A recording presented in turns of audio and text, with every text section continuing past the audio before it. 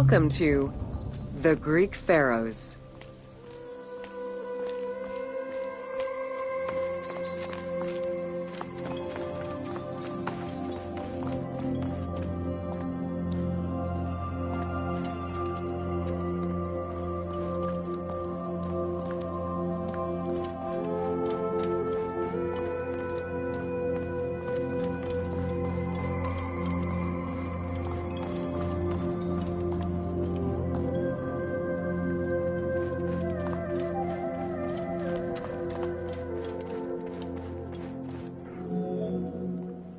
Pharaohs were considered divine incarnations of the gods. As an avatar of the gods living on Earth, the pharaoh's role was to preserve fundamental values and universal harmony by removing chaos, Izfet, and ensure that justice, Mot, prevailed. The pharaoh, by divine ancestry and through multiple offerings, was the bond that unites the world of men to the world of the gods and allows the maintenance of the cosmic order.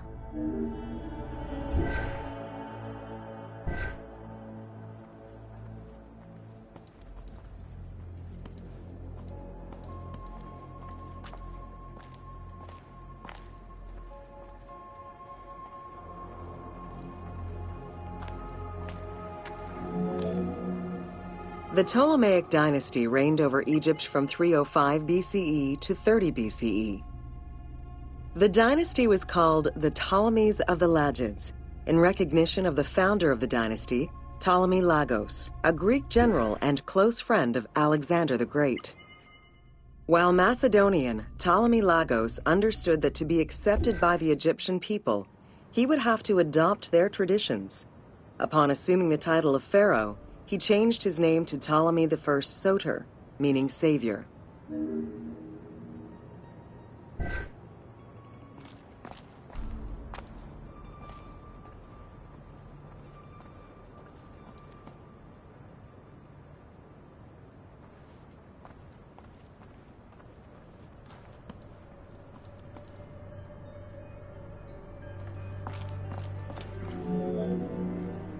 Born in 356 BCE, Alexander the Great went through a hasty education in the affairs of the kingdom before integrating into the Macedonian army, where he quickly rose through the ranks.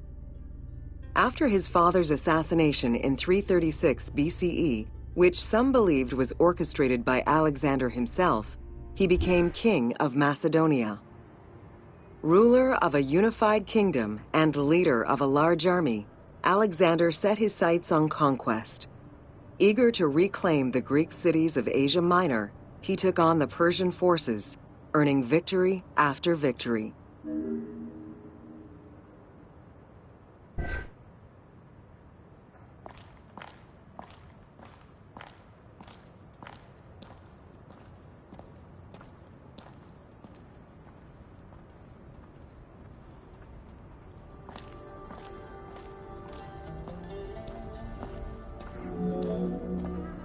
Ever victorious, Alexander the Great marched on, laying siege to city after city until he reached Egypt, where the Persians were defeated yet again.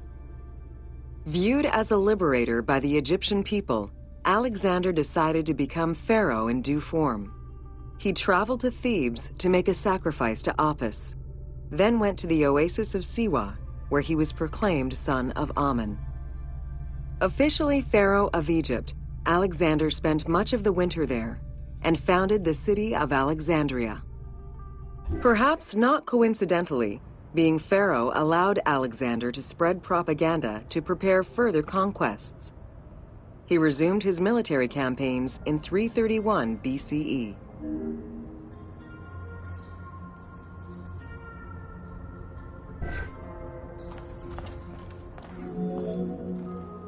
On his deathbed in 323 BCE, Alexander the Great gifted the satrapy of Egypt to Ptolemy Lagos. Perfectly aware of the value of Egypt, Ptolemy ensured not only the stability of the country's borders, but also its economic and military development. At the same time, he worked with the Egyptian elite to maintain the internal order of the country. By 305 BCE, Ptolemy, well respected both in Egypt and in the Mediterranean, was at the head of the largest fleet of the Hellenistic world. Ptolemy officially took the title of Pharaoh of Egypt in January 304 BCE, on the anniversary of Alexander the Great's death.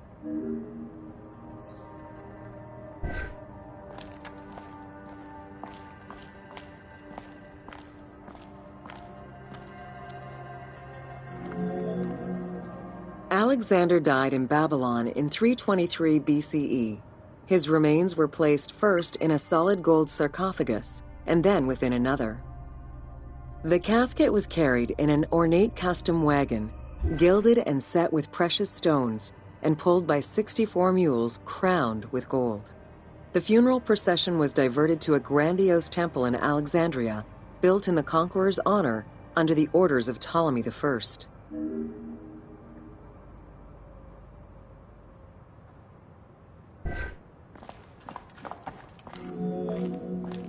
Julius Caesar visited Alexander's tomb at the capture of Alexandria, and the Roman Emperor Augustus reportedly placed flowers there. However, though many powerful leaders claim to have visited it, the tomb's location has gone missing from history. Some accounts do state that the golden coffin was replaced by a glass sarcophagus, probably by Ptolemy X. It is also implied that Cleopatra may have plundered the tomb in a time of financial crisis.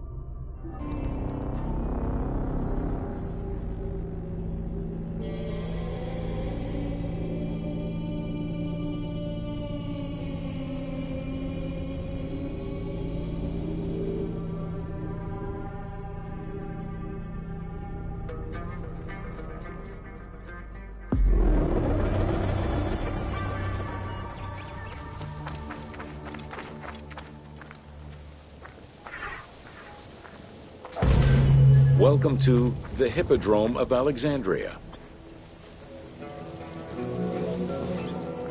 The main hippodrome of the city was called the Legeon, in honor of Lagos, the ancestor of the Ptolemies.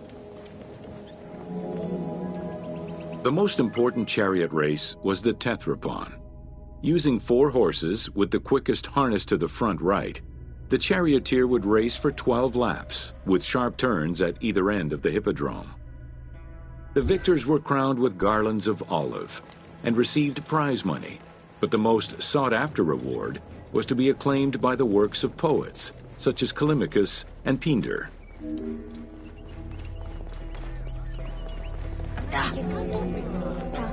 Ye hymns that rule the lyre, what god, what hero, aye, and what man shall we loudly praise? Verily Zeus is the lord of Pisa, and Heracles established the Olympic festival, while Theron must be proclaimed by reason of his victorious chariot with its 4 horses. Theron, who is just in his regard for guests, and who is the work of Akragas, the choicest flower of an auspicious line of sires, whose city towers on high, bringing wealth and glory to crown their native merits.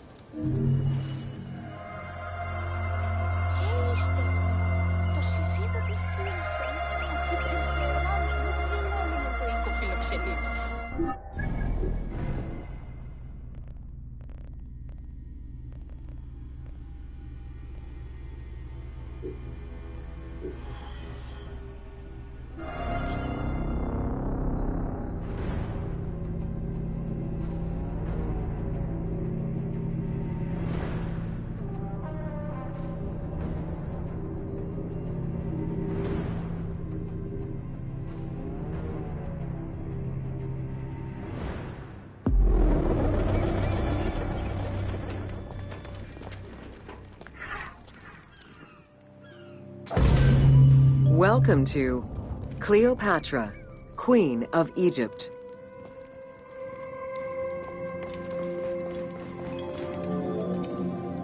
Cleopatra VII Theophilopator ascended the throne in 51 BCE at the age of 18.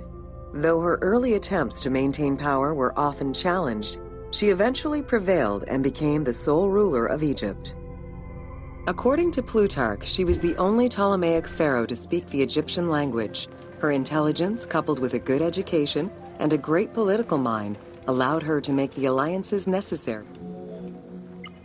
It is important to understand that Cleopatra's knowledge of Egyptian language and keen understanding of the culture allowed her to make powerful ideological referents that resonated with ancient Egyptians. By associating herself with the goddess Isis, the Divine Mother, great of... Upon his death in 51 BCE, Ptolemy XII Aulus bequeathed his kingdom to his daughter and eldest son, Cleopatra VII and Ptolemy XIII. As was custom, the siblings were married. The new pharaoh was 10 years old, his sister wife 17. During Cleopatra's exile, the Roman Empire was not without its own internal conflict. Caesar and Pompey were at war with one another, and after his defeat in 48 BCE, Pompey fled to Alexandria in the hope of finding refuge. This turned out to be an unwise decision. Listening to his advisors, Ptolemy XIII elected to have Pompey assassinated, his head kept as a gift, in the hopes of acquiring Caesar's favor. Cleopatra, aware of Caesar's anger against Ptolemy for the murder of Pompey, decided to take advantage of the situation. She returned to Egypt in secret, hoping to establish an alliance with one of the most powerful men of the time. Outside of the legend, where she had herself smuggled into his quarters in a carpet, what exactly happened during that? Ptolemy XIII was enraged by the turn of events, and his advisors were none too happy to see Cleopatra return. Urged on by General Achillas and Pothinos, the young pharaoh plotted against Caesar and Cleopatra, resulting in the siege of Alexandria in 47 BCE. It was in June of 47 BCE, Cleopatra gave birth to a son, whom she called Caesarion. Caesar did not accept the boy as his heir, choosing instead his nephew Octavian. Nonetheless, on his return to Rome, Caesar invited the queen and her brother husband to stay in the city. Her presence still drew much disapproval from the Senate. Always a strategist, Caesar left 4 legions in Egypt, and a man he trusted to direct Egyptian affairs, giving him control of the wheat supplies essential to Rome. Cleopatra and her entourage remained in Rome until March 44 BCE, when Caesar was murdered.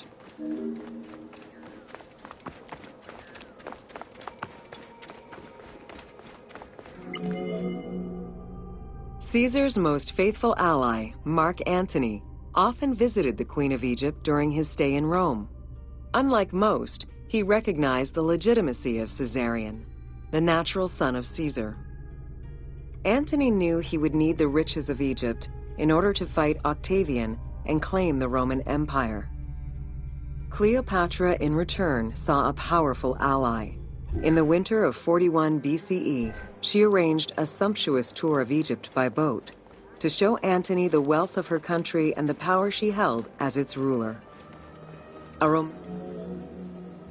Despite his marriage to Octavia, Antony remained Cleopatra's lover, and she gave birth to their children. Cleopatra increased her kingdom's territory and started a political propaganda alongside her lover in Egypt and beyond. She hoped to create a Ptolemaic federal empire with Alexandria at its center. Antony eventually repudiated his Roman wife for the Egyptian queen, much to the dismay. Octavian managed his own propaganda campaign and succeeded. The Roman people hated Mark Antony and Cleopatra.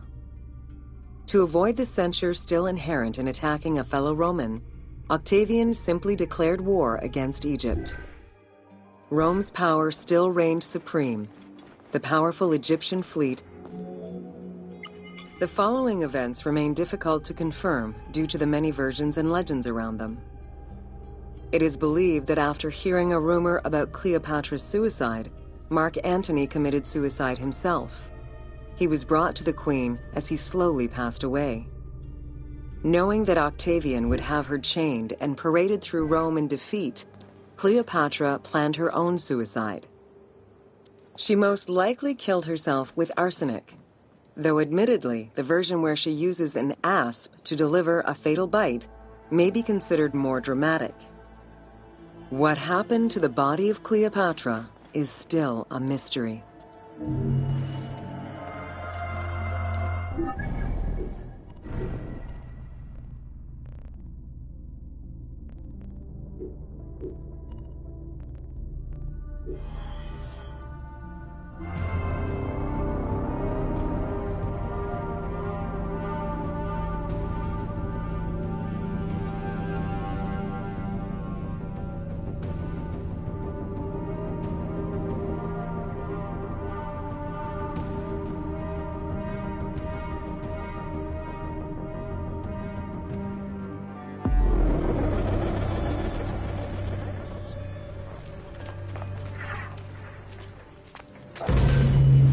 Welcome to the Siege of Alexandria. Among the collection of writings attributed to Julius Caesar are his descriptions of the Siege of Alexandria, the Gallic Wars, and the commentaries on the Civil War.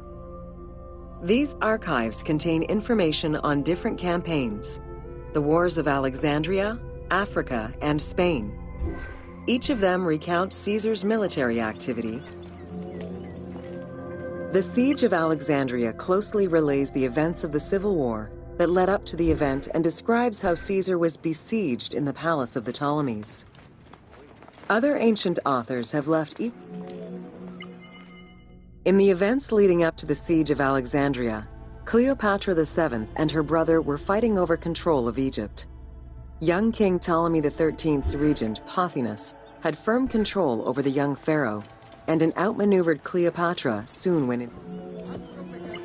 Upon his arrival in Alexandria, Caesar was presented with Pompey's head. The sight of a Roman murdered by Egyptians did not sit well with him. Caesar made his displeasure clear, ordering the return of Cleopatra, and for the siblings to resolve their differences and resume their co-rule of Egypt, as per the will of their father. Neither Pothinus nor Ptolemy XIII wished to accede to this demand. While doing his best to aggravate Caesar, Pothinus secretly plotted against the Roman ruler and sent word for Egyptian general Achilles to bring his 20,000 men to fight on his behalf. While Pothinus plotted against Caesar, Cleopatra made a bold move.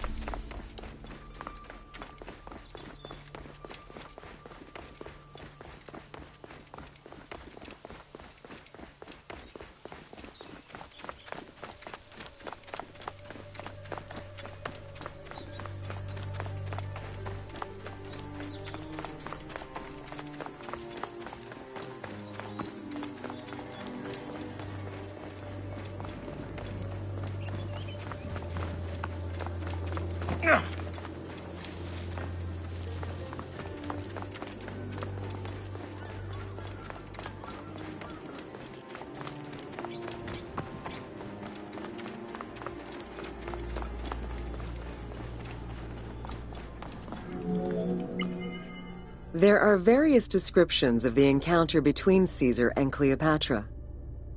One report states that she snuck into the palace alone at night. Another account claims she was accompanied by an ally and was brought inside the palace wrapped in a carpet bag. Though exactly what happened at this fateful meeting is up for debate, what is known is that Cleopatra met with Caesar and earned his approval. Pothinus and Ptolemy XIII were most vexed with this turn of events.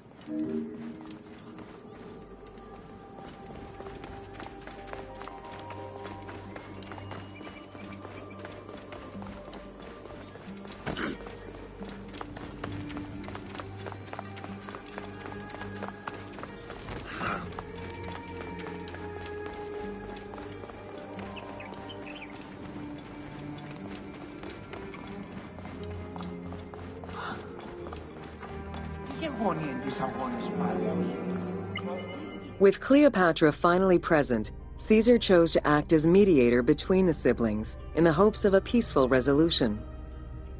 It did not take long for things to sour.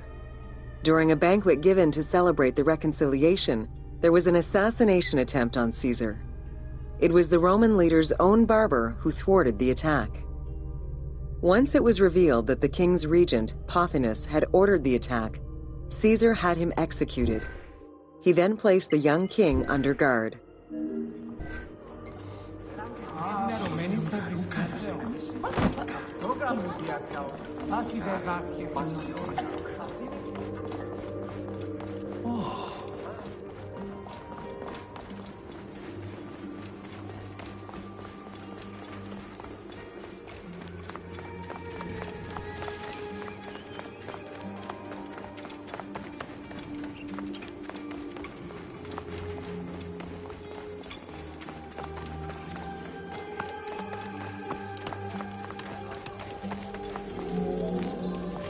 Caught within the palace with roughly 4,000 troops, and with the knowledge that the arrival of enemy forces was imminent, Caesar sent for help from Syria, Rhodes, and Cilicia.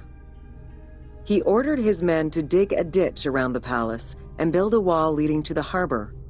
This would ensure Caesar's access to the sea. When Egyptian General Achillas arrived in the city with 20,000 men, the battle for Alexandria began.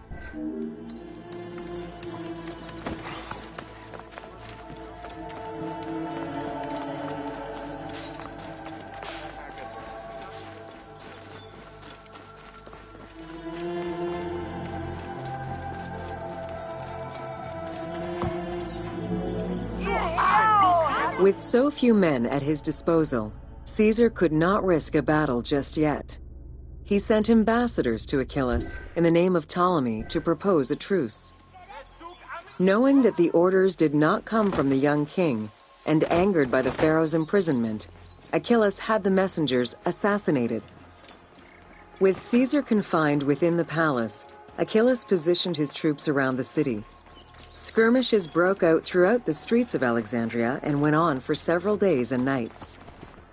Though they were outnumbered, Caesar's men were able to hold the enemy back.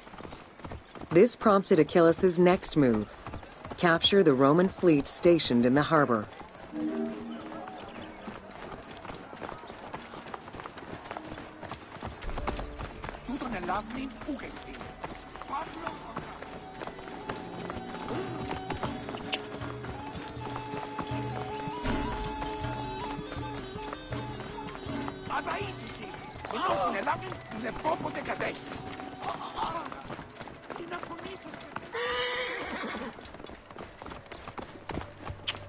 Αμελής εσύ, πού καλάβνεις τις γνώσκεις, Παύλο.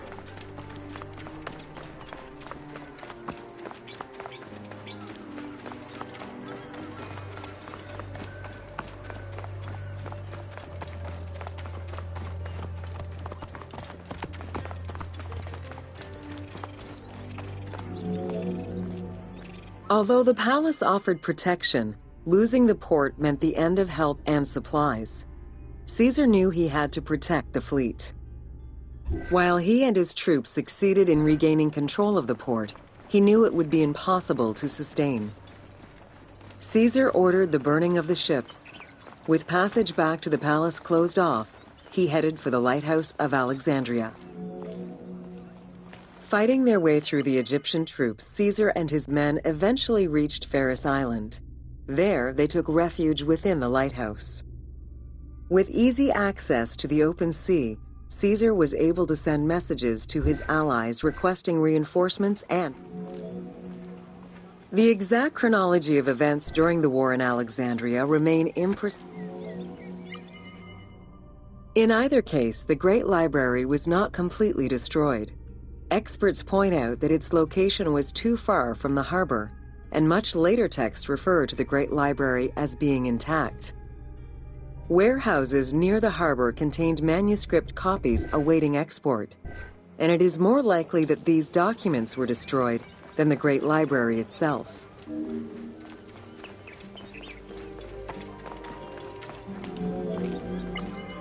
The destruction of the Great Library may have been due to a number of fires over the ages.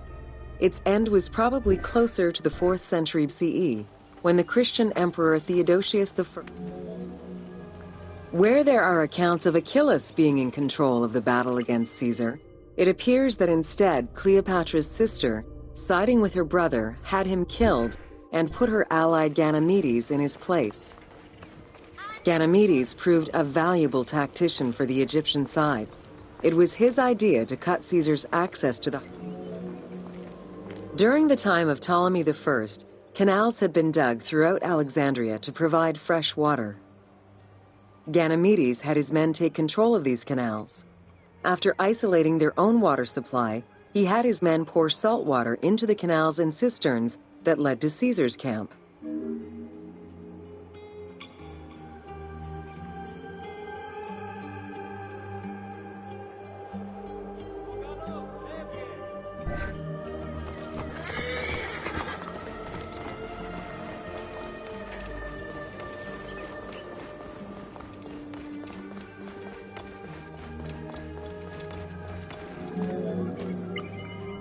Panic erupted in Caesar's men.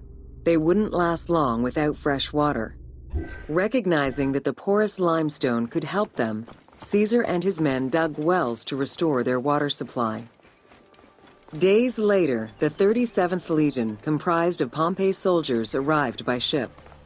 Unable to come ashore due to the winds, Caesar risked going out to meet them. With help from the Allied ships, Caesar's victory enabled him to push the Egyptians back and secure the lighthouse. Gaining control of Pharos Island sent the Alexandrians into the sea and swimming back to the city. However, Caesar's fortification of the island didn't last long. The enemy regrouped and were set to storm the island.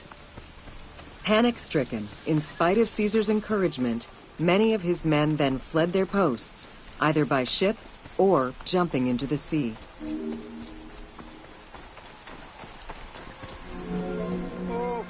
Caesar attempted to retreat, but Port Eunostos' harbor was overrun with enemy ships, preventing escape. Reportedly, Caesar gathered his papers and leapt overboard in an attempt to swim to an Allied ship farther out.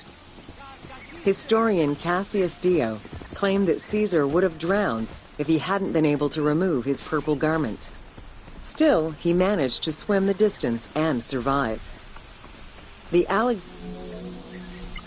Unhappy with Ganymedes and wanting their king restored, the Alexandrians approached Caesar with a compromise. Caesar agreed to release Ptolemy XIII after entreating him to spare the kingdom and remain loyal to Rome. Once freed, however, the king defied the agreement and continued the war.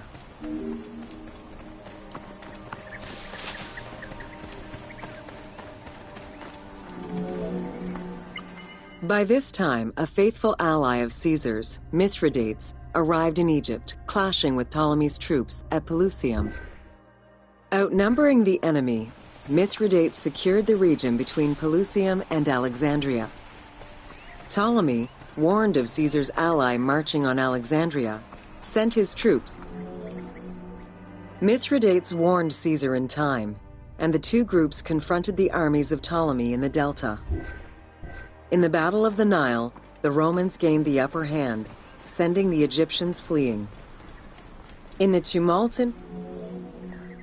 After the siege ended, Cleopatra VII married her younger brother, Ptolemy XIV, enabling her to reign over Egypt until 30 BCE. Under her rule, Alexandria settled into its position within the Roman Empire and eventually surpassed Athens as one of the most important cities in the Roman Empire. Julius Caesar remained in Egypt for a short time. He and Cleopatra would later have a son named Caesarion.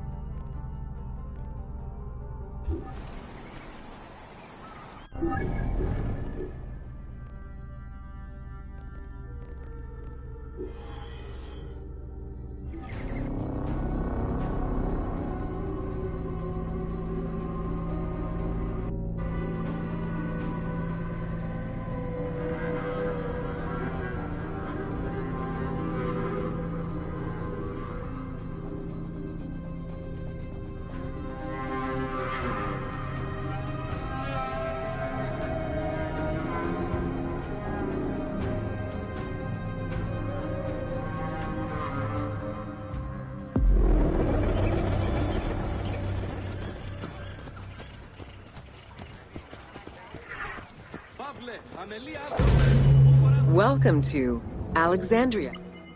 The ports of Alexandria were a major commercial hub, effectively connecting Egypt with the Mediterranean regions and beyond. A tremendous amount of materials and goods flowed through the city on a daily basis.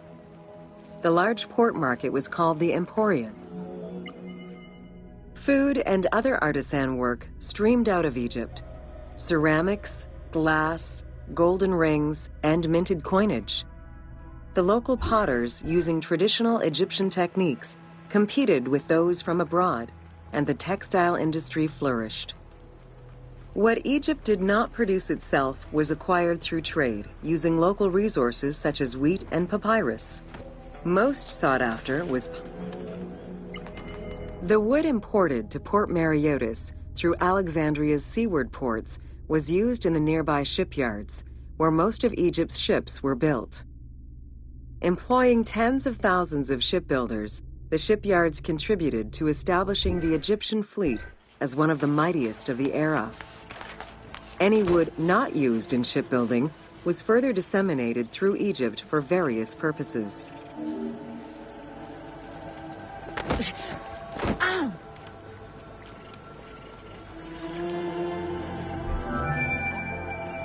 The southern port of Lake Mareotis was the biggest in Alexandria. Save for a branch angling westward, the lake's size in the Ptolemaic era was roughly 40 to 50 kilometers from north to south. Its waters were maintained by a steady runoff from the Nile.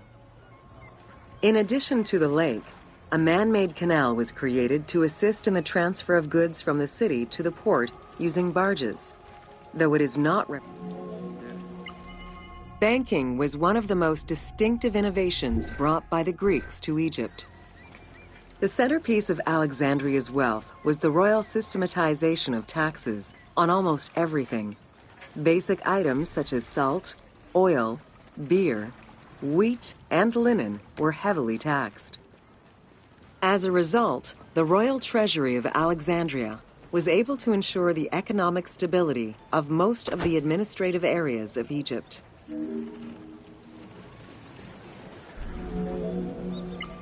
By the late 12th century, the channel feeding the lake from the Nile silted up. Lake Mareotis lost its connection to the Mediterranean, as well as most of its water, as the lake slowly evaporated to a fraction of its former size. In modern times, Lake Mareotis is being kept alive through irrigation. However, only about 17% of its original size remains.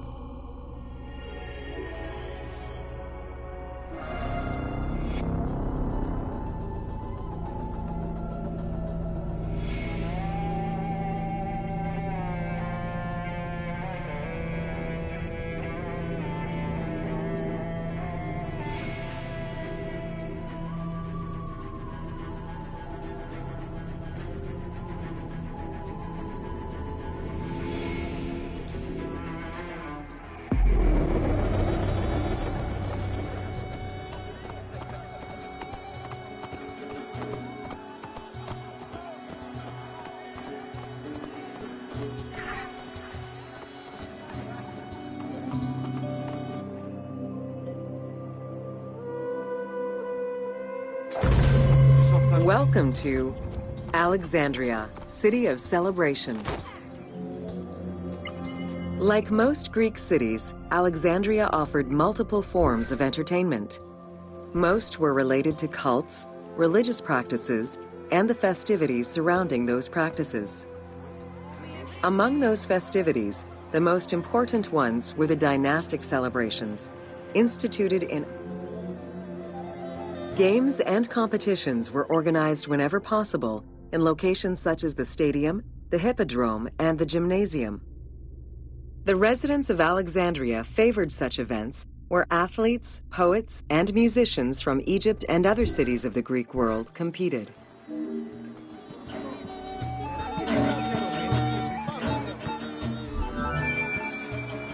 Like all good Greek cities, Alexandria had a theater.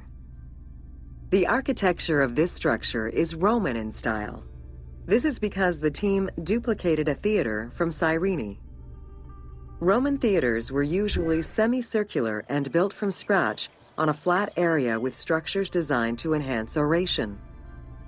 Greek theaters were more oblong in shape, similar to a horseshoe, and favored the slopes of natural hills to support their acoustics.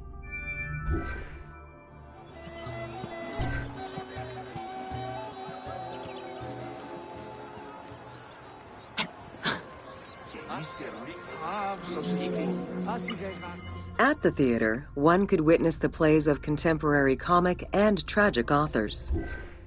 The play you are witnessing below is Menander's Dyskolos, more commonly known as The Grouch, a late and popular entry in the Greek comedies.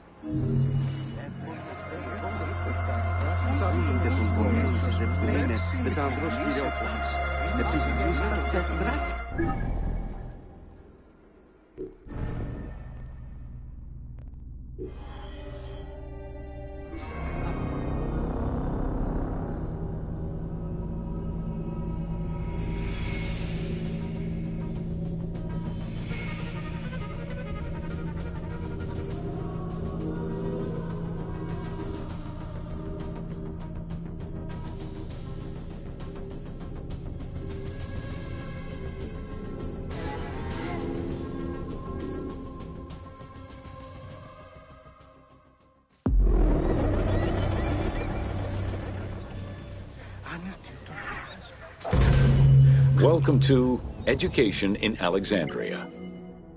The education of young Alexandrians did not differ from the one generally dispensed elsewhere in ancient Greece. At the age of 7, the child was taken in charge by a tutor, who then became Teaching was generally done outside, in the open air. In the gymnasium, students were taught not only sports, but also topics such as rhetoric, philosophy. Here, both girls and boys are shown attending a class given by one of the rhetoricians of the era. The team made the choice to show both genders attending class within the context of the game world. Even though it is historically inaccurate, the team felt it was not necessary to prioritize historical sexism over inclusive gameplay.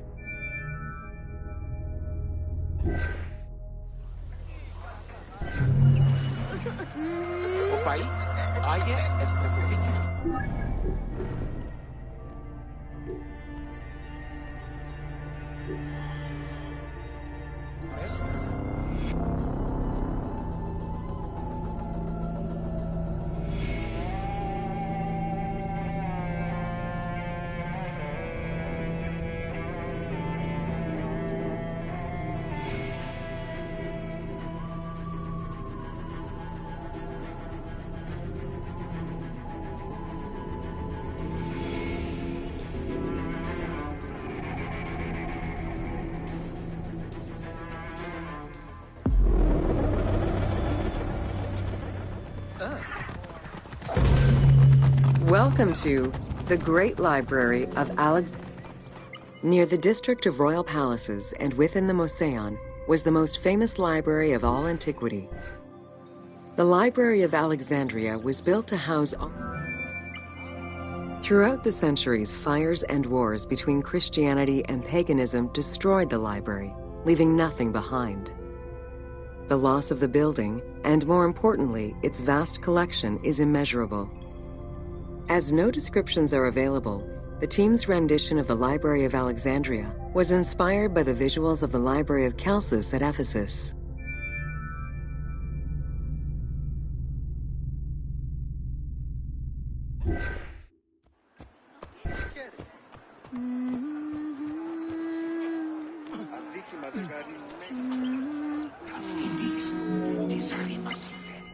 While much of the collection was purchased at the government's expense, the library also obtained books through other means.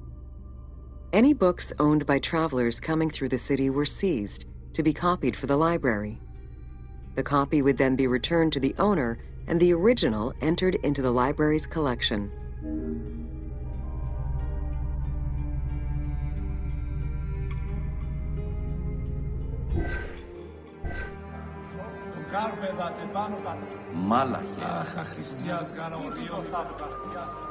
Άου καθοδήγνωστες, εγώ συλλέξω. Από του οίκου του χλαξμούς, δεν άκουσα. Τέκνον δίπλη γίνει αχθής πάλι. Πού δυνάμει τούτο. Alexandria offered unrivaled intellectual and cultural attractions. Eminent scholars from Athens, Rhodes, and other Greek centers traveled to the city to learn and engage with other free thinkers. The great minds of antiquity were usually well versed in many disciplines, which were often associated to specific schools of thought. The Peripatetics, the Stoics, and the Cynics were among the most well-known schools of the time. It is clear that Alexandria lived up to its fundamental role as a city for intellectuals, nurturing many great minds whose impact reverberates. Hypatia of Alexandria was a Greek mathematician, philosopher, astronomer, and inventor. Though born in Greece, she eventually migrated to Alexandria, like many great minds of the time. Callimachus was born in Cyrene and educated in Athens. After his studies, he moved to Alexandria to work in the Great Library. A poet and a critic, he strongly rejected the epic format of Homeric poems, and instead fervently supported a shorter, more judiciously formulated style of poetry.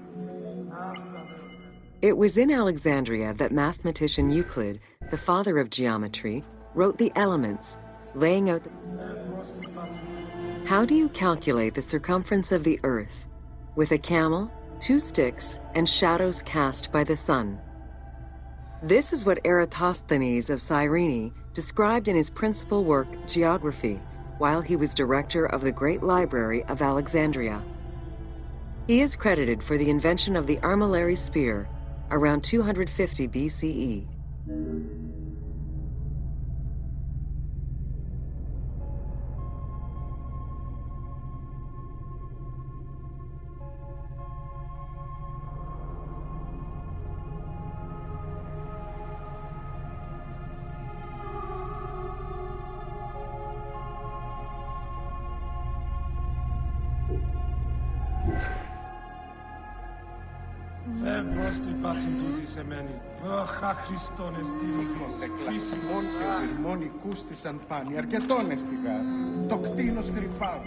The earliest known and most complete armillary sphere of antiquity was the Meteoroscopion of Alexandria, with an imposing 9 rings compared to the 3 or 4 of most other astrolabes. Known as the zodiac krikatoi amongst the Greeks, the Meteoroscopion was used to determine the location of celestial bodies around the Earth. Pythagoras of Samos was a well-known and respected philosopher and mathematician. He is best known for the Pythagorean theorem. However, there is proof that the theorem existed in Babylonia and India long before Pythagoras was born, casting some doubts as to who exactly originated the theorem.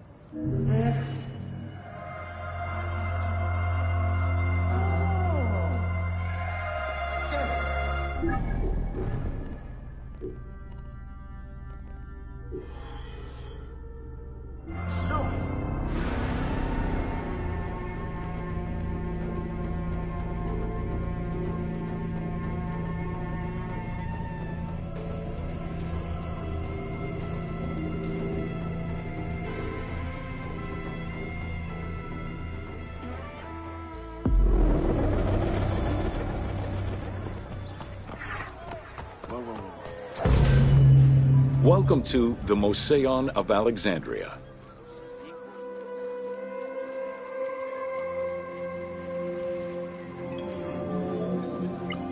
The Mosaeon was a sector of the city commissioned by Ptolemy I to rival Athens Academy as an institute of intellectual pursuit. The Mosaeon was designed so that its buildings and grounds would accommodate free thinking, debate, and presentation. Meeting spaces and theaters surrounded a main courtyard.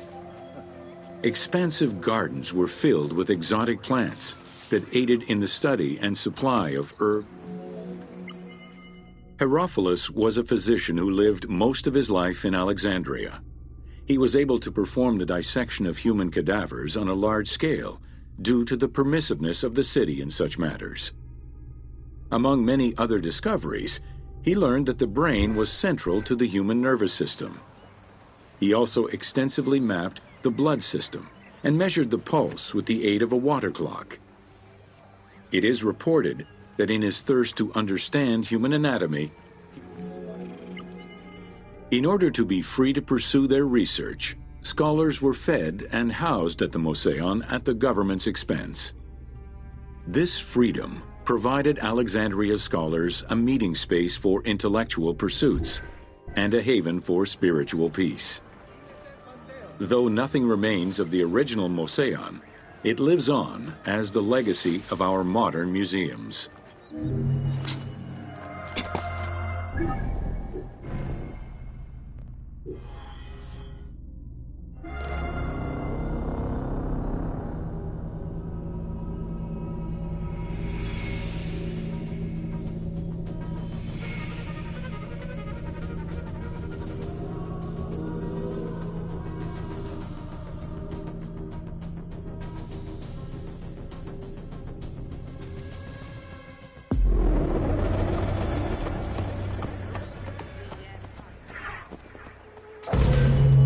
Welcome to the Serapeum of Alexandria.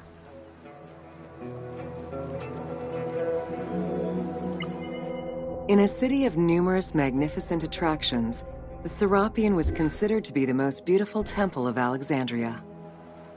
Located southwest of the city on a small hill known as the Acropolis, the sanctuary was constructed during the reign of Ptolemy III, upon foundations which had existed since the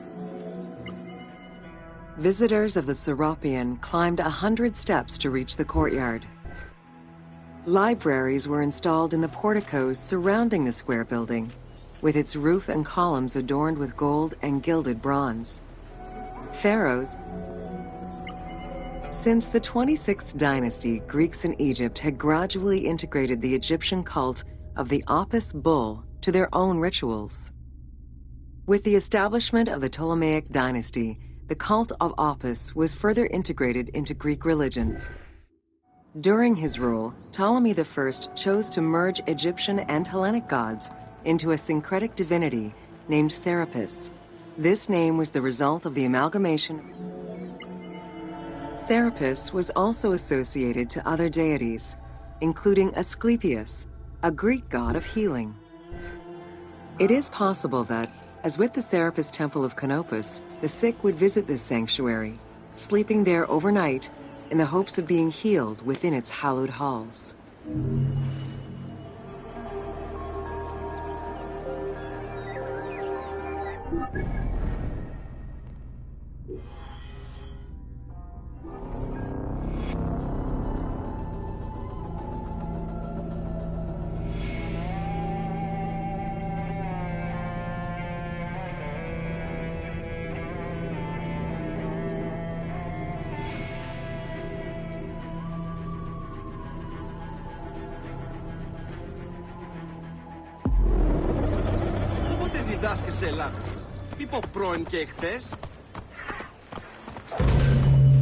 Welcome to the Islands of Pharos.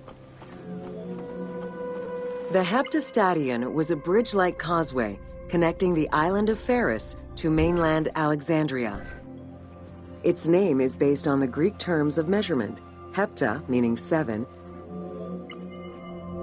Since its construction would separate the Grand Port to the east and the port of Eunostos to the west, it was designed with channels at each end. These openings allowed passage from one port to the other. Along with creating separate harbors for the commercial and military shipping, the causeway served as a main aqueduct for the island's inhabitants. Its presence also helped protect the island and its ports from rough wind and sea currents. At the end of antiquity, the Heptastadion disappeared under layers of silt and soil, which formed an important sedimentary deposit.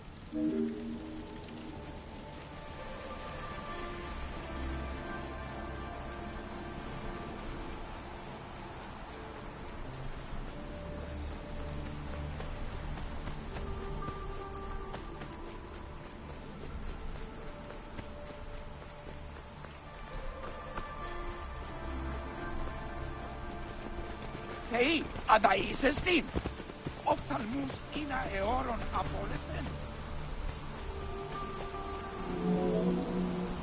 While the Serapeum was the most celebrated of the temples in Alexandria, many other temples were built within the city. Most of these structures have been completely erased over time, and there is no way to discern how many existed. However, research of ancient papyri offer tantalizing hints as to the possible location of at least some of the temples. Both papyri and coins reveal evidence of many temples built for the gods.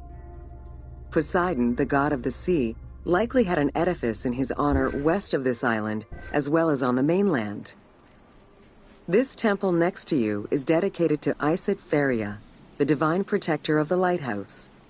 This location hosted annual celebrations in the month of April, known as the Sacrum Pharia, in connection to the lighthouse. In her incarnation as considered one of the 7 wonders of the ancient world, the Lighthouse of Alexandria was a source of great pride for the inhabitants of the city. Construction began under Ptolemy I's reign and lasted 15 years. It was completed. Built on the island of Pharos, the stone structure was 3 tiers set on top of one another in a step formation. The second floor consisted of an octagonal tower, and the top floor was a cylindrical tower topped by a statue. The interior provided space for staff rooms and a ramp which allowed the transport of fuel to the upper floors. Essential to safe navigation through the rifts and shallow waters, the Pharos was a functioning lighthouse, with a beam reportedly visible 50 kilometers away. It's unclear what kind of fuel was used or how much. Any other details of how the light worked remain a mystery. For several centuries, the Pharos was one of the highest monuments ever built by man. It measured roughly 110 meters in height, compared to the Pyramid of Giza, which was around 140 meters tall. Gradually, the structure was eroded by earthquakes and then completely destroyed in 1480 CE, when a fort was built over it. Archaeological excavations on the seabed have uncovered many blocks from the ancient building.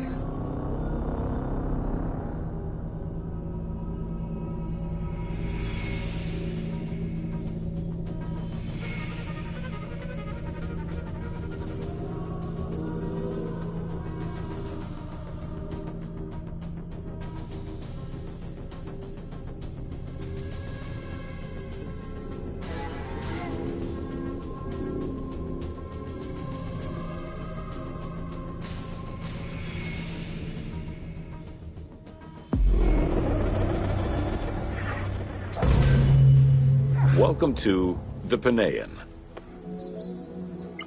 The Panean was a temple built in honor of the god Pan, divinity of nature. This Greek god, often represented as a half-man, half-goat, with a beard, horns, and goat's hoof.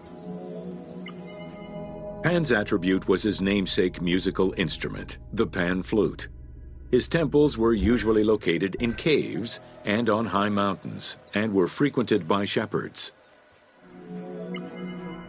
To give proper honor to the god, Alexandrians built an artificial hill upon which they housed his temple to compensate for the flat relief of the city. The artificial mound had the shape of a spinning top or a pine cone, which was accessed by a spiral staircase. The top had a panoramic view of the entire city. Only such heights would be fitting for a mountain god.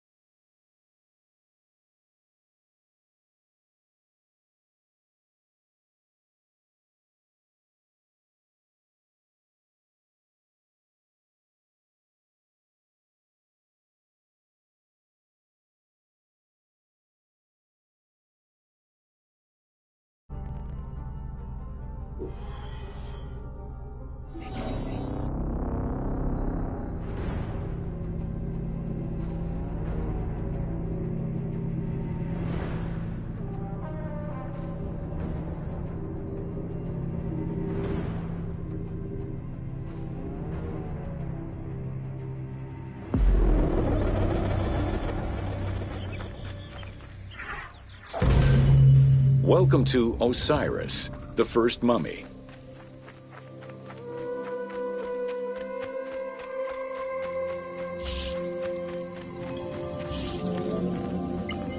The oldest mummies recovered date from the Old Kingdom, though Egyptologists believe that mummification was in use much earlier than that. At first, the body was mummified through environmental desiccation, by leveraging the dryness of the environment and the heat of the climate. Early experimentations in mummification were conducted with the use of resin made from tree sap, strips of linen. Ideologically, the will to preserve the body is not explained in any way until 3600 BCE. This is when the Egyptian belief that the body housed Osiris was mainly known as the god of the dead and the god of resurrection. The most well-known Genesis myth concerning Osiris, it is Plutarch who gives the most simplified and complete summary of the story. Within Egyptian mythology, Osiris represented the first king to rule Egypt. Jealous of his power, his brother Seth attempted to usurp his throne. After several unsuccessful attempts, Seth succeeded in killing his brother by dismembering him and scattering the pieces of his body all. Isis then reassembled the body of her husband by binding it together with strips of linen. Aided by her sister Nephthys, another powerful magician, they gave Osiris the breath of life. This not only brought him back from the dead, but also allowed him to recover his virility. The ritual used to bring Osiris back to life essentially depicts how he became the first mummy. It is why, on the sarcophagi of kings, we often find Isit and Nephthys represented as the magicians who restore life to the deceased.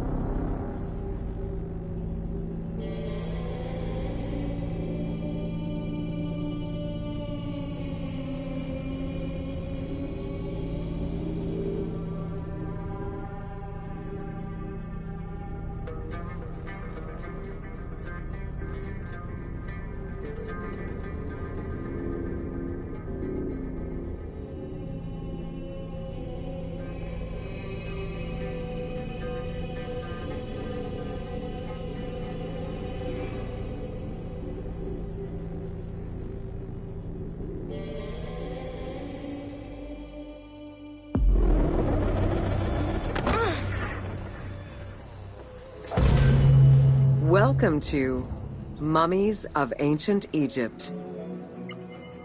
The mummification process used by ancient Egyptians was highly ceremonial in nature. The different types of mummification took into account the social level and richness of the deceased and even included animals. The first step was cleaning. Once bodies arrived at the mummification site, they were placed on inclined tables while the bodily fluids drained away. The purification of the body began with a libation from sacred water. The priest then fumigated the body with terebinth resin. After the ritual, once the body was properly purified, embalmers removed the organs, following very specific procedures. First, the brain was extracted by inserting a spoon through the nostril to break the ethmoid bone. Then, using a spatula, the pieces of the brain were removed as thoroughly as... After taking care of the brain, embalmers made an incision on the left flank and carefully set aside the viscera. The inside of the body was also rinsed with palm wine. Then the embalmers filled the belly with pure myrrh, cinnamon, and other perfumes. Canopic jars were placed close to the sarcophagus or kept in a chest nearby. At first, the viscera were wrapped in tissue and placed in the vases. As the ritual requirements became more elaborate, towards the middle of the New Kingdom, canopic jars assumed the appearance of the 4 sons of Horus. They were known as the protectors of the viscera. These protectors had their own guardians, each a goddess of the dead. Imseti, the human-headed god, protected the liver and was protected by the goddess Iset. Hapi, the baboon-headed god, protected the lungs and was protected by the goddess Nephthys. Dumut-Ef, the jackal-headed god, protected the stomach and was protected. Natron is a naturally occurring mineral found in evaporite. These sedimentary rocks are made up of mineral salts. Embalmers used natron as a desiccant to dry the flesh and stop the corpse's putrefaction process. Once the body was cleansed and eviscerated, the deceased was covered in natron for about 40 days. Once desiccated, the body was prepared to be wrapped in strips of linen.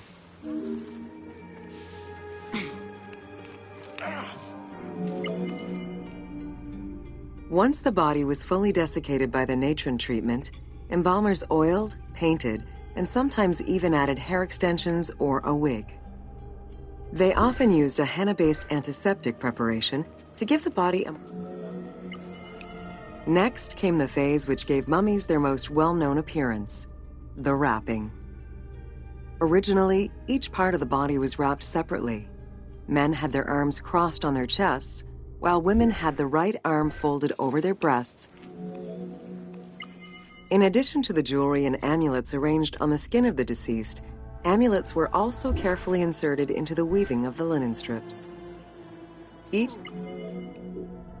Masks were an important part of a mummy's finery. Early wooden funeral coverings were very expensive, however, and soon replaced by masks created through a technique known as cartonnage. Masks fashioned with this method were created by laying several layers of linen or papyrus.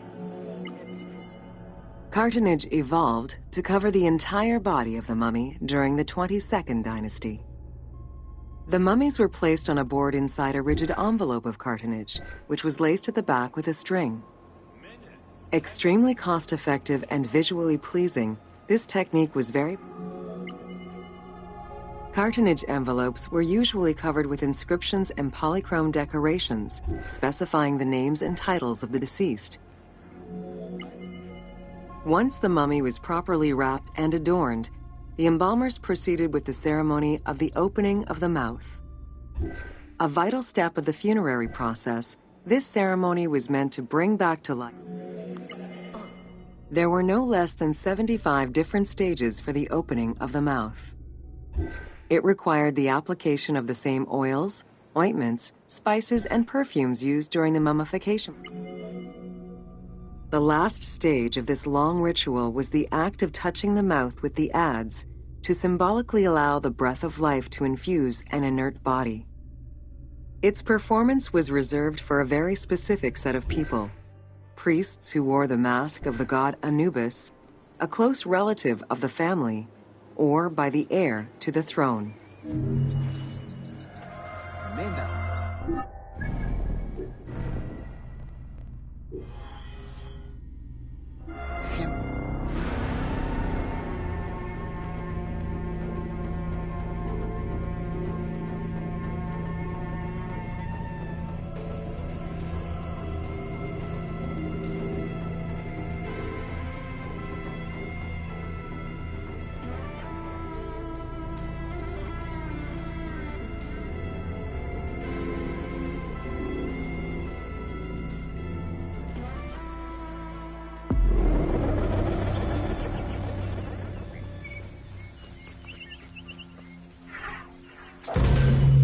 Welcome to The Importance of Mummies.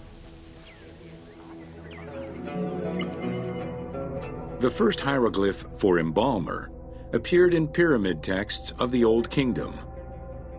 It is likely that embalming was a trade that progressed alongside the evolution of ancient Egyptian funeral practices. The mummification techniques were jealously guarded by embalmers from generation to generation. Despite their efforts, Herodotus and Diodorus discovered their methods in late antiquity, but historians were skeptical about the validity of the texts. It remained a mystery until two teams of... The Uabet, meaning the pure place, was where the embalmers mummified the bodies of the deceased. Until the end of the Middle Kingdom, it was located in tents at the edges of the city due to the smell of decomposition. In the New Kingdom, however, the pharaoh had access to the most elaborate of mummification rituals. The richer citizens of Egypt also enjoyed complex embalming options, though none of them allowed for the removal of the brain or viscera. After purifying the body, embalmers injected a liquid through the rectum, sealed it, and allowed the mixture to settle. They then plunged the body into natron for up to 40 days. Once the body was dried, the seal was removed, and the entrails flowed out with the injected liquid, leaving the skin and bones of the deceased to be wrapped in linen and returned to the family for burial. The least costly embalming option was for the embalmers to simply inject a product called surmaya and immerse the body in the natron for up to 40 days before handing it over to the family. Egyptian civilization has always appealed to Westerners, even before the Greek and Roman invasions. As early as the Middle Ages, mummies discovered by travelers were often sent back to Europe. Curio cabinets, dating from the 16th and 17th centuries. The Egyptomania phenomenon was heralded by Napoleon Bonaparte's Egyptian campaign, which lasted from 1798 to 1802. The following years were... By 1868, mass tourism began in Egypt under the aegis of the Cook Agency. The rich would indulge in leisure trips to Egypt and bring back mummies. Upon their return, they would organize evenings that... Thanks to those dubious parties, the fantasy of a mummy coming back to life, seeking revenge on its defilers, was born. The mummy malediction myth has remained steady in popular culture ever since, particularly in written media and cinema.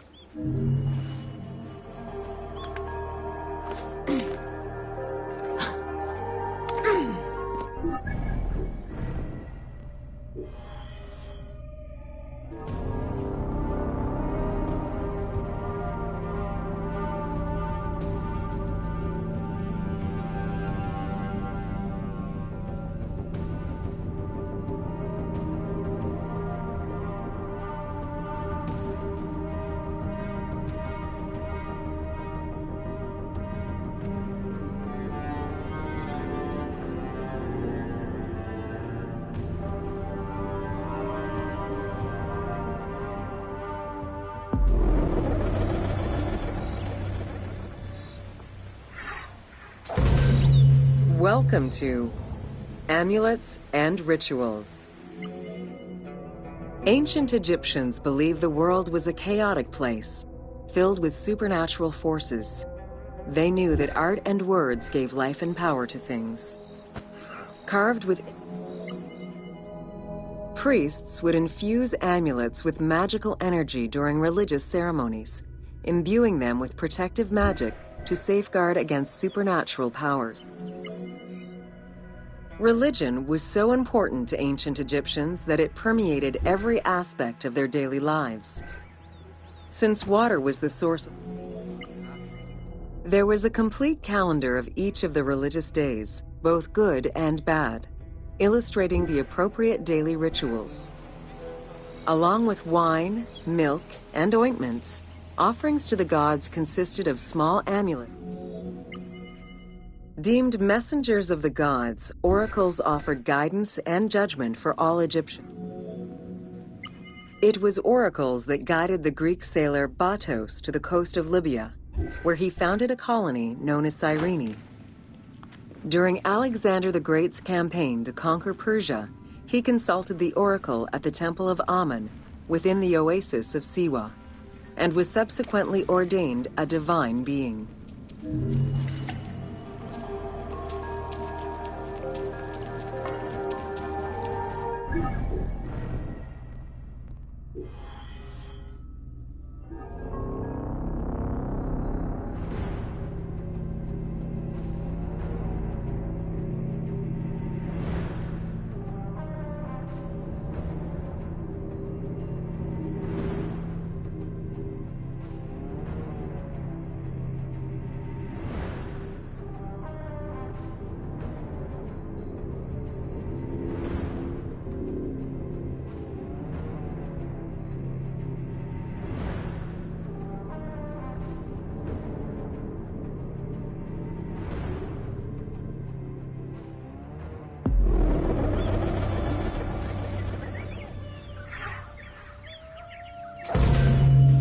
Welcome to Temples and Rituals of Ancient Egypt. During rituals and festivals, the god was carried on a solar barge between the areas of a temple or the temples of different cities. Funerary carvings and paintings covering thousands of years, as well as the Book of the Dead, depict the same ship and oar design. Solar barges have been uncovered near or within several pharaohs' tombs. They were intended to carry the pharaoh into the afterlife.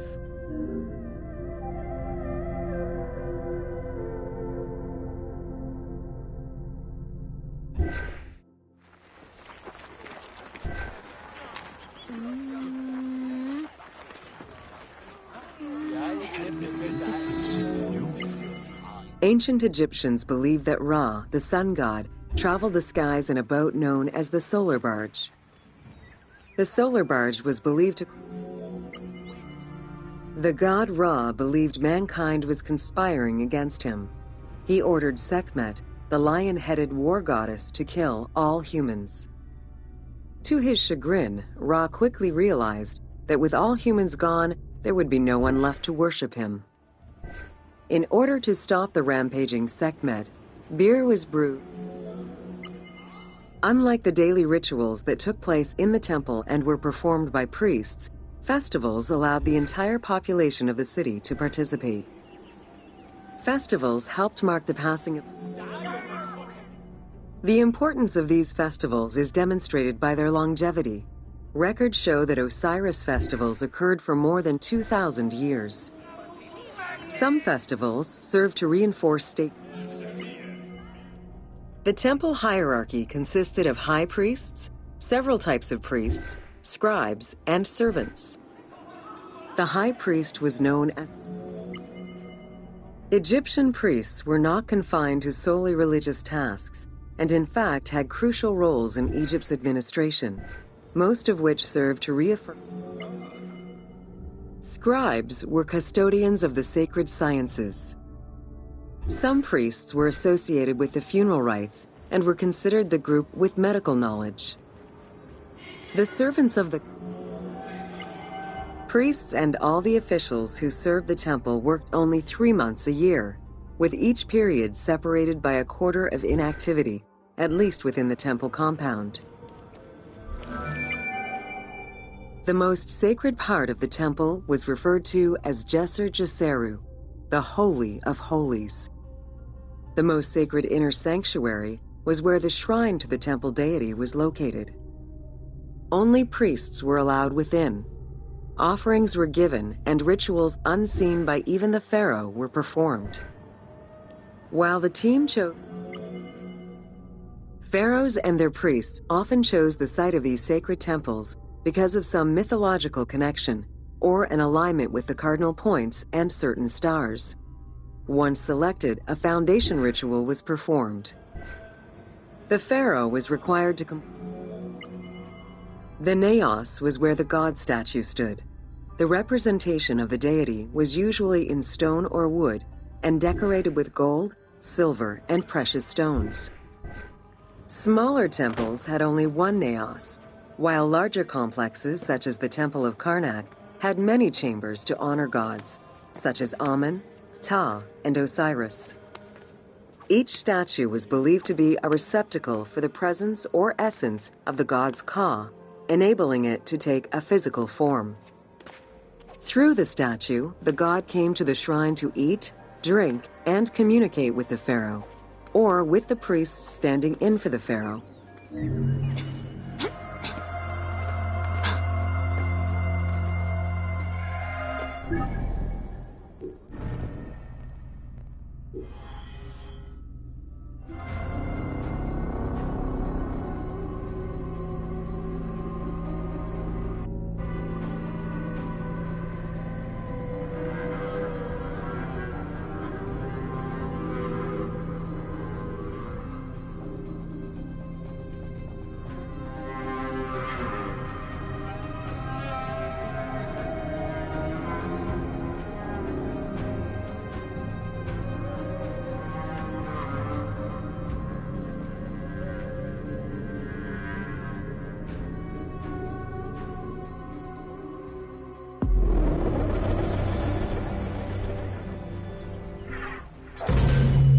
Welcome to Temples and Priests. From its foundation, the city of Memphis favored worship of the god Ptah. The main temple of Ptah was known as Hutkaptah, meaning Palace of the Ka of Ptah. The name of the temple, translated into Greek as Aegyptos, would eventually evolve into the modern name Egypt.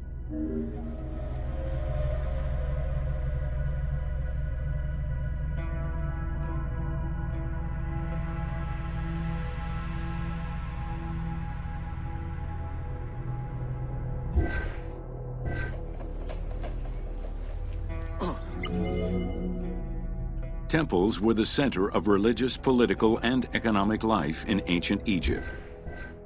These sacred places were viewed. Located in the center of Memphis, the Temple of Ptah was the most prominent and imposing building in the city. The long walkway leading toward the temple, known as the Dromos, was guarded by rows of sphinxes. The entire sacred area was designed to keep the statue of the god protected, deep within the sacred enclosures that surrounded it. The Dromos opened into a courtyard, with the surrounding portico graced with columns carved to resemble palm trees. During special festivals, the general population was allowed to enter this location, but under no circumstances. The Memphis Alabaster Sphinx was discovered in 1912, almost completely buried in water and sand. 8 meters. Erosion has destroyed the original engravings, making it difficult to determine when it was created. Egyptologists believe that its facial likeness resembles Amenhotep II. The size of the imposing sculpture reflects the importance it had to the temple during the New Kingdom. This Sphinx is one of the few remaining artifacts from the ruins of Memphis to survive.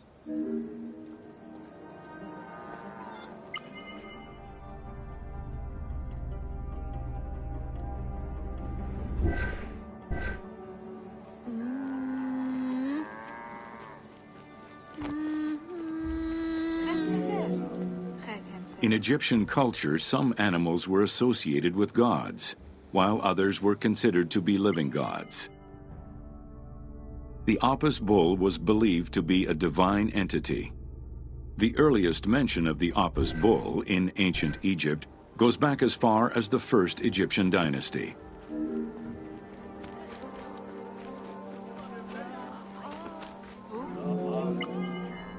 Originally the symbol of fertility, the Apis bull was linked to the god Ra, with the image of the sun carried between its horns. Later it was associated with Osiris, the ruler. The Apis bull lived with its harem in a sacred barn located in an enclosure in the Temple of Ptah. Each bull bore 29 signs representative of its divinity.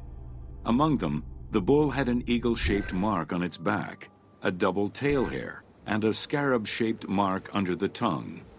The signs were intended to correspond with the lunar cycle. After its death, Egyptians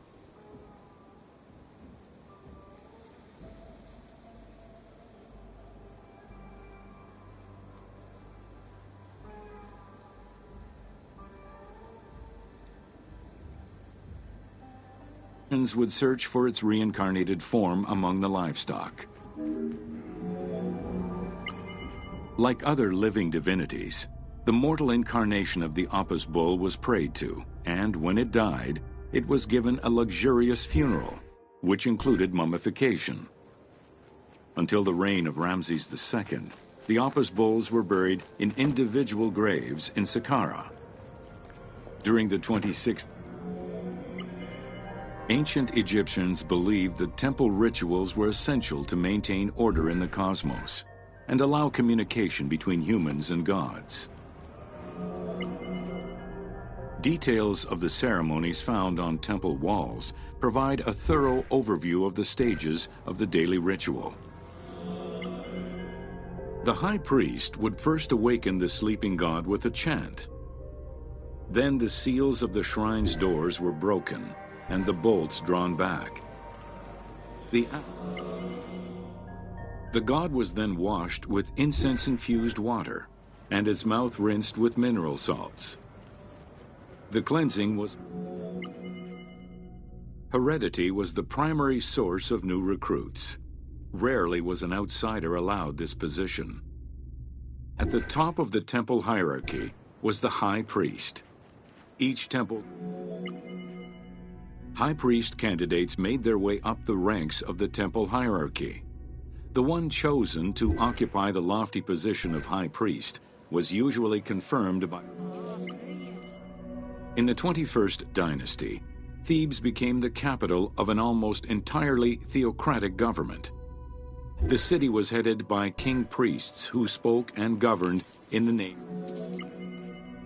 The educational institution in ancient Egypt was known as the House of Life, attended by the offspring of the elite and the clergy. Only 2 known centers have been uncovered, one in the abandoned city of Akhetaten and one at the temple of Ramses II on the west bank of Thebes. Inscriptions uncovered. The House of Life offered training for the elite, destined for occupations such as not limited to instruction for young students. The House of Life was a source of reference for many scholars, with rooms dedicated to papyri of many disciplines. Because papyri were preserved there, the Greco-Romans referred to the House of Life as a library.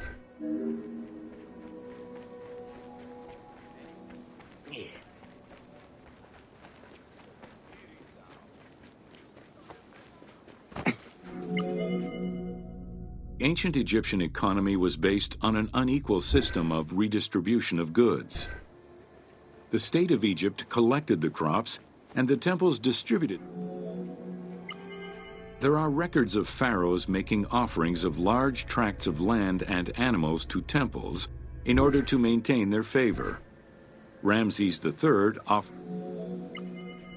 Palaces, warehouses, and granaries were built inside the temple compound to better control the redistribution of goods. The size of the recorded numbers of goods, combined with every other function filled by temples, only serves to confirm their might as economic, religious, and political centers of power within Egypt.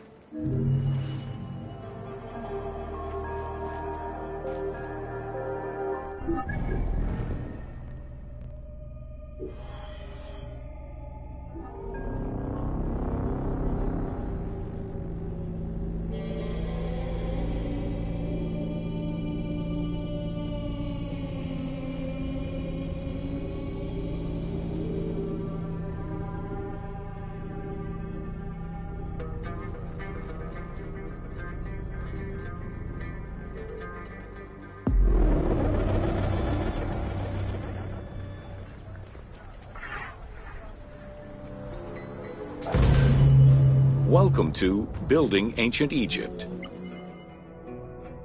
Constructed with bricks made of mud, most ancient Egyptian buildings were not permanent. Only religious temples and limestone was common and easy to extract from quarries on the east bank of the Nile. This particular limestone had marine fossils in it, however, preventing it from being easily decorated and polished. Used as the main. Ancient Egyptians preferred to use sedimentary rock beds or layers like sandstone and limestone because they were often easier to extract. The common method used. Workers would draw a large grid directly on the stone's surface, taking care to leave a space between the blocks. This allowed them to isolate the different blocks and create a trench that would make the extraction easier. Stoneworkers used iron chisels for hard rock and bronze or copper tools for softer rocks such as limestone. Removing material between each block created a trench line. In some quarries, that trench was wide enough to accommodate a worker, who would then cut the block entirely on site. For harder rocks like granite, workers cut a series of holes and hammered wooden wedges into them. The gallery extraction technique was used when the desired rock was buried under layers of rubble. This method was often necessary. To cut the stone, they created a longitudinal kerf or slit, and then cut the rock at a 90-degree angle. The lower side was determined along the geological layers or by using a horizontal cut. Wooden wedges were inserted. To maintain the stability of these mining pits over the course of quarrying, workers would leave support sections of unexcavated rock.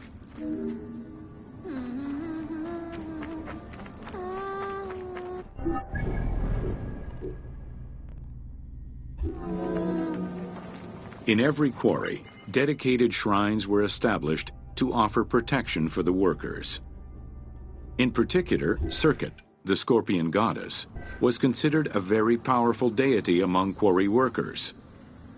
Every mine and quarry of ancient Egypt included a scorpion charmer, who was said to use magical powers to ward off the dangerous insects and keep the workers safe.